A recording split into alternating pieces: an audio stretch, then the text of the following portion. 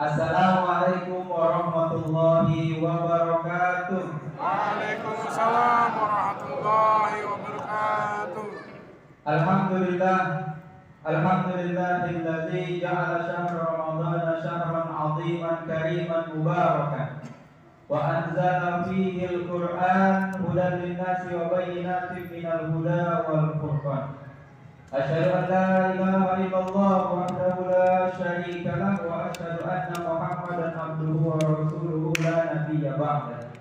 Allahumma fashalli wa sallim wa barik ala nabiyyina wa habibina Muhammadin wa ala alihi wa sahbihi ajma'in, tsumma amma ba'du.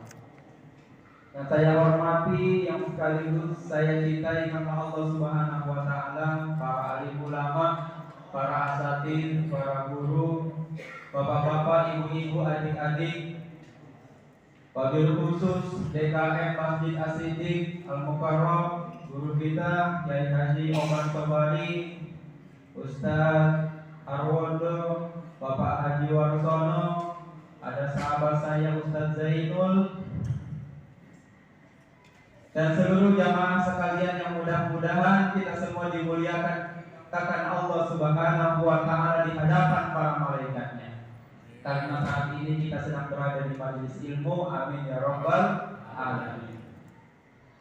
Bapak-bapak, ibu-ibu yang dirahmati Allah Subhanahu wa taala, dalam sebuah hadis riwayat Imam At-Tirmizi dari sahabat Ali bin Abi Thalib radhiyallahu anhu, Rasulullah sallallahu alaihi wasallam bersabda, "Inna fil jannati ghurafan yura zuhuruha min butuniha wa butunuha min zuhuriha." Sesungguhnya nanti di surga itu ada kamar-kamar yang begitu sangat istimewa, kamar-kamar yang begitu luar biasa, VIP. Sampai seorang Arab Badui berdiri dan bertanya kepada Rasulullah sallallahu alaihi wasallam, "Ya Rasulullah, liman hiya?" Untuk siapakah kamar yang begitu istimewa, begitu mewah, begitu luar biasa itu? Kata Rasulullah sallallahu alaihi wasallam, liman atau barkalam, yang pertama untuk orang-orang yang membaguskan ucapannya. Yang kedua, wa'at amat ta'am, orang-orang yang suka memberi makan orang-orang yang kelaparan. Yang ketiga, wa'ada masyam, orang yang mendawamkan puasanya. Dan yang keempat, wasalla lillahi bil-laili wan nasuniyah, orang-orang yang sholat karena Allah Subhanahu wa taala di tengah malam ketika orang-orang sedang lelap tertidur. Hadirin jamaah sekalian yang dirahmati Allah Subhanahu wa taala, kalau kita lihat desain rumah modern saat ini, semakin bagus, semakin mahal, semakin keren rumah itu, maka rumah itu akan dipenuhi oleh kaca-kaca yang begitu banyak, yang begitu indah. Iya Pak.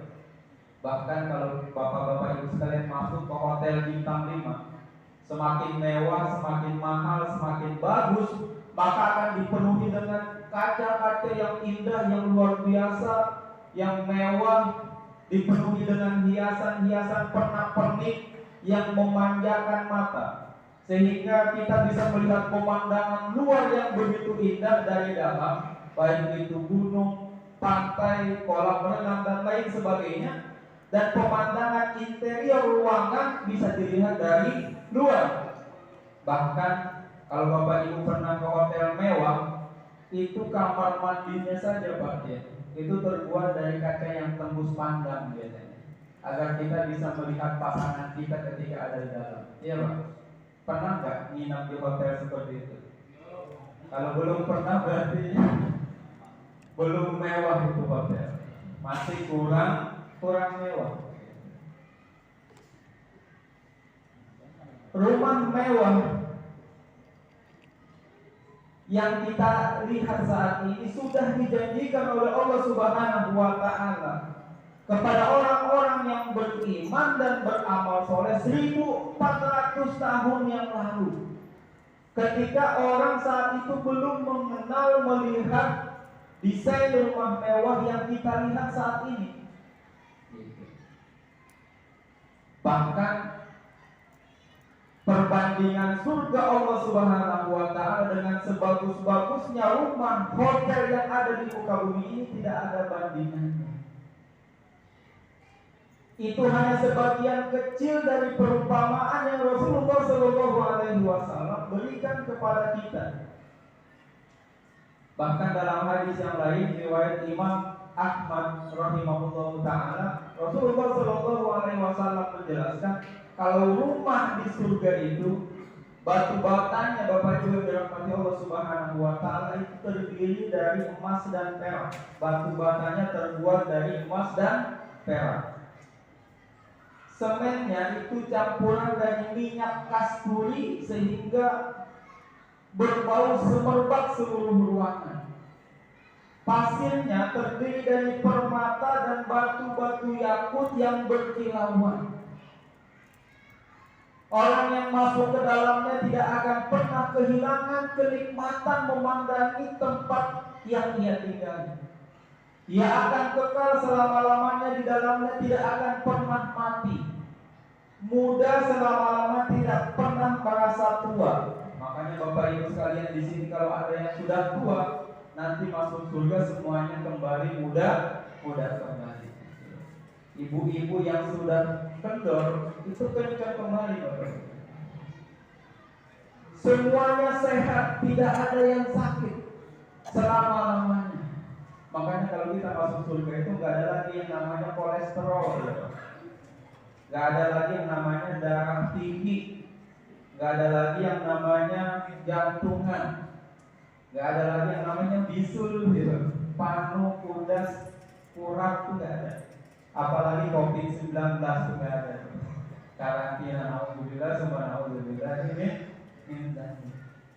Bahkan dalam hadis riwayat Bukhari, Rasulullah Shallallahu Alaihi Wasallam menjelaskan wanita-wanita penghuni surga, bidadari-bidadari yang disiapkan oleh Allah Subhanahu Wa Taala bagi orang-orang yang beriman itu. Ketika ia melongokkan, seandainya ia melongokkan kepalanya ke muka bumi ini, niscaya seluruh langit dan bumi akan menjadi terang benderang dengan cahaya. Dan seluruh langit dan bumi ini, seluruh penjurunya akan menjadi wangi dengan wanginya bidadari tersebut. Bahkan penutup kepalanya bidadari itu lebih baik, lebih mahal dibandingkan dunia dan seisinya. Masya Allah. Itu baru satu bidadari, Bapak Ibu yang dirahmati Allah. Apalagi jika 72 bidadari. Mudah-mudahan kita bisa masuk surga. Amin ya rabbal alamin. Lantas siapa yang berhak mendapatkan rumah mewah yang disebutkan oleh Rasulullah Shallallahu Alaihi Wasallam itu? Yang pertama kata Rasulullah Shallallahu Alaihi Wasallam, liman atobal kalam, orang yang membaguskan ucapannya, orang yang selalu bertutur kata yang baik, tidak pernah menyakiti hati saudaranya, tidak pernah membicarakan keburukan aib saudaranya, selalu berkata sopan santun, tidak pernah berdusta, berkata jorok, apalagi menipu orang lain. Karena Bapak Ibu yang dirahmati Allah Subhanahu wa Ta'ala, mulut kita ini itu salah satu nikmat yang paling berharga yang diciptakan oleh Allah Subhanahu wa Ta'ala dalam kehidupan kita. Kalau kita menggunakannya untuk kebaikan, maka kita akan mendapatkan kebaikan. Dengan mulut ini kita bisa berbicara, berkomunikasi, mengungkapkan isi hati kita. Kita bisa membaca Al-Quran, berzikir, bertahmid, bertahlil kepada Allah Subhanahu wa Ta'ala. Kita bisa berdakwah, menasihati orang lain menuju jalan Allah Subhanahu wa Ta'ala.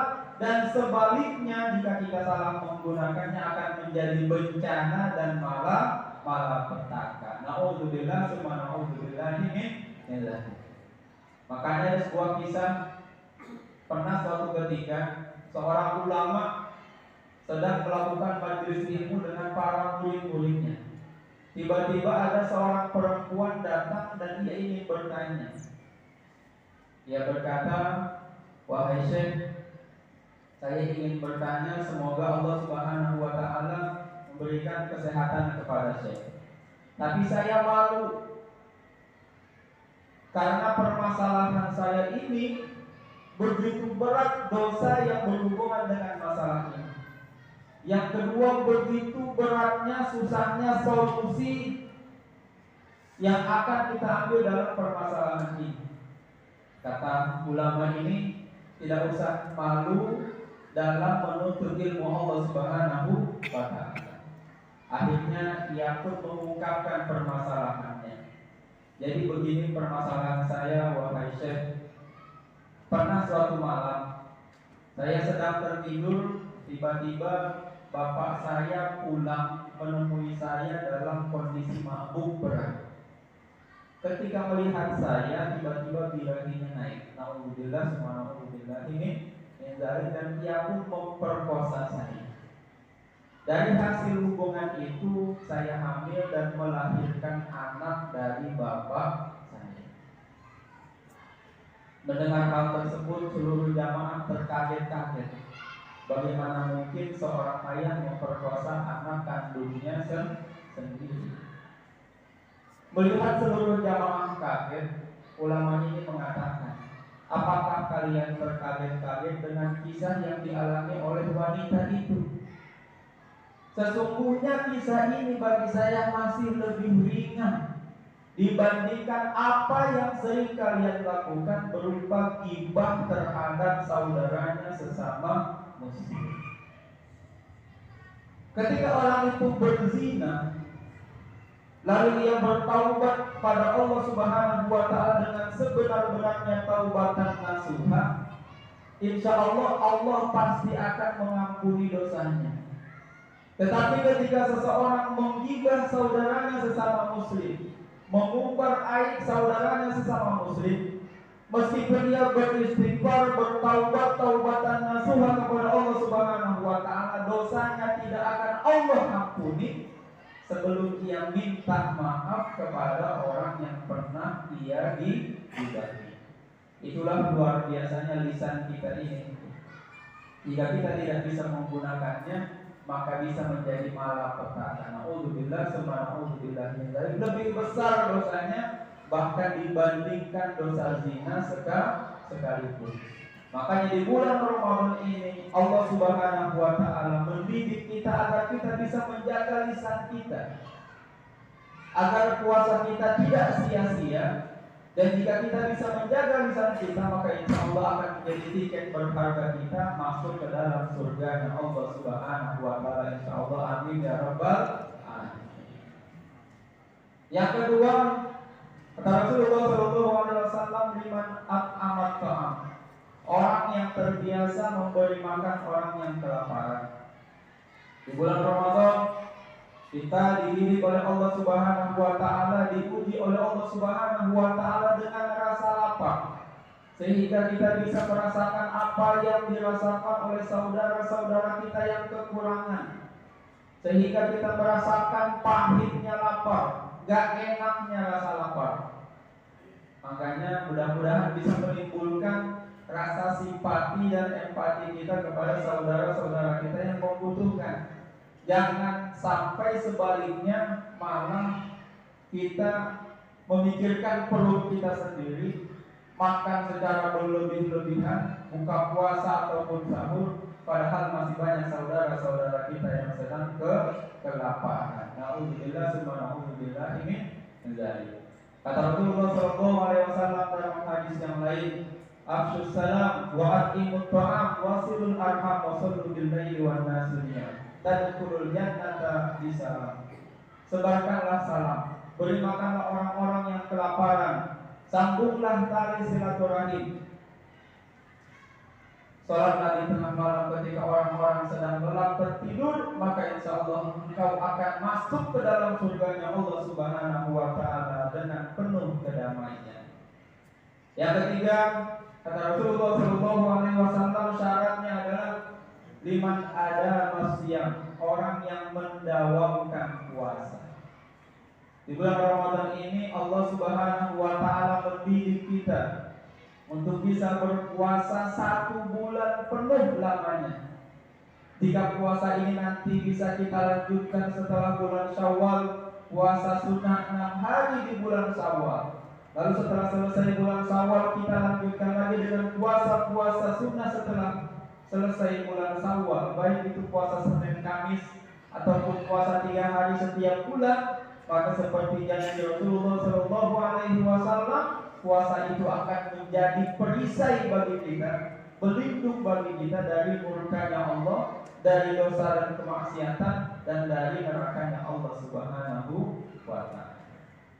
Dan yang terakhir kata Rasulullah Shallallahu Alaihi Wasallam, syaratnya ketika kita ingin mendapatkan surga yang begitu mewah yang dijanjikan Rasulullah Shallallahu Alaihi Wasallam itu adalah ketika kita mendawamkan qiyamul lail. Di bulan Ramadan Rasulullah Shallallahu Alaihi Wasallam mendidik kita agar kita bangun sebelum fajar untuk menunaikan makan sahur. Setelah salat Isya kita sholat tarawih, qiyamul lail.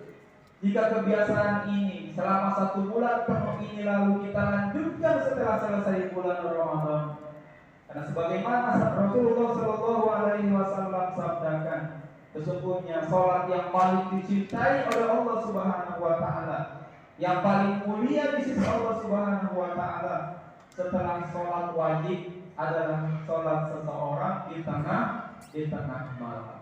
Jika kita bisa melanjutkan kebaikan-kebaikan ini, maka insya Allah itu akan menjadi kunci yang luar biasa untuk kita bisa masuk ke dalam surganya Allah Subhanahu wa Ta'ala.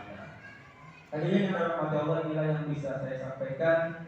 4 syarat agar kita mendapatkan rumah mewah di surganya Allah Subhanahu wa Ta'ala. Yang pertama, kita perbagus ucapan kita. Yang kedua, kita biasakan untuk memberi makan, membantu saudara-saudara kita yang kelaparan. Yang ketiga, mendawamkan puasa kita. Dan yang keempat, kita berusaha untuk bangun di tengah malam. Kita mulai dari bulan Ramadan ini. Mudah-mudahan bermanfaat. Semoga Allah Subhanahu wa Ta'ala mempertemukan kita kelak di dalam surganya. Amin ya rabbal alamin. Assalamualaikum warahmatullahi wabarakatuh.